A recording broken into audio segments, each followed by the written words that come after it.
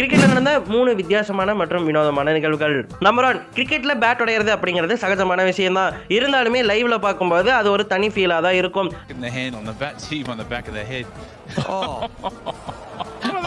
அந்த மாதிரி நிறைய தடவை உடைஞ்சிருக்கு.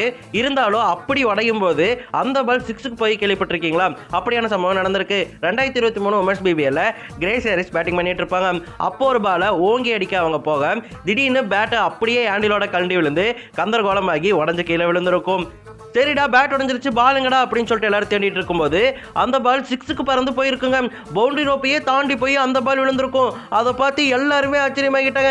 எப்படா போச்சு அப்படின்னு சொல்லிட்டு கிரேஸ் ஹாரிஸே நம்ப முடியாம சிரிக்க ஆரம்பிச்சிட்டாங்க. பேட் உடஞ்சு 6க்கு போயிருக்குன்னா அதுக்கு காரணம் கிரேஸ் ஹாரிஸோடைய பவர்ஃபுல்லான ஷாட் தாங்க.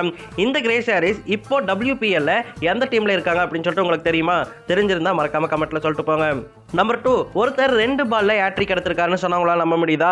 எப்படா ஹேட்ரிக் அப்படின்னு சொன்னாலே 3 பாலுக்கு 3 விக்கெட் தான், எப்படி 2 பால்ல எடுக்க முடியும் அப்படின்னு சொல்லிட்டு கேட்டீங்கன்னா எடுத்திருக்காங்களே. 2010ல சாம்பியன்ஸ் லீக் நடந்தது உங்க எல்லாருக்குமே தெரியும். அந்த சீசன்ல CSK தான் வின்னரு. அந்த சீசன்ல பாத்தீங்கன்னா சென்ட்ரல் டிஸ்ட்ரிக்டும் வயம்பா டீமும் விளையாடிட்டு இருந்திருப்பாங்க. அப்போ ஸ்ரீலங்காவின் வயம்பா டீம்ல இசுரு உடானா பவுலிங் போட வந்திருப்பாரு. மீடியம் பேசுறான அவர் பவுலிங் போடும்போது கீப்பர் ஸ்பின்னருக்கு நிக்கிற மாதிரி நின்றுட்டு இருந்தாரு. அந்த மேட்ச்ல அவருடைய முதல் விக்கெட்டை பேட்ஸ்மேனுடைய பேட்ல பட்டு பால் மேலே ஏற கீப்பர் கேட்ச் பிடிக்கிற மாதிரி எடுத்திருப்பாரு. 2வது விக்கெட் எடுக்கும்போது அதுதான் ரொம்ப முக்கியம். அந்த பாலை வைடா வீசியிருப்பாரு. அப்ப பின்னாடி நின்று இருந்த கீப்பர் பாலை பிடிச்சு ஸ்டெம்பிட் அடிச்சிருவாரு. ஸ்டெம்பிட் அடிச்சதால 2 பாலுக்கு 2 விக்கெட் போயிருச்சா, ஆனா 1 வைடு. 3வது பால்ல பாத்தீங்கன்னா ஸ்ட்ரெயிட்டா போர்டு ஒன்று எடுத்திருப்பாரு. இதனால 2 லீகல் டெலிவரிஸ் தான் பவுலிங் பண்ணியிருப்பாரு.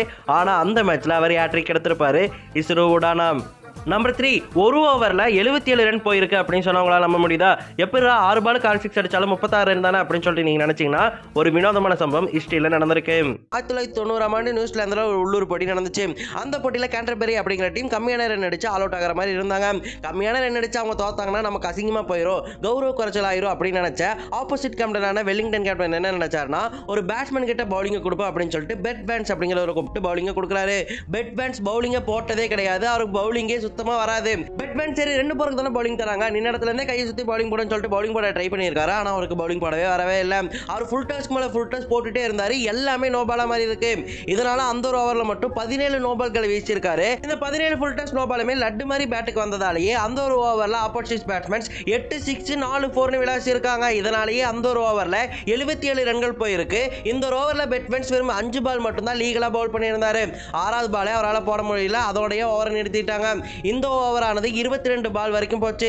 இந்த 22 பால் ஓவர் தான் இது வரைக்கும் அதிக நேரம் வீசப்பட்ட ஒரு ஓவரா கருதப்படுது.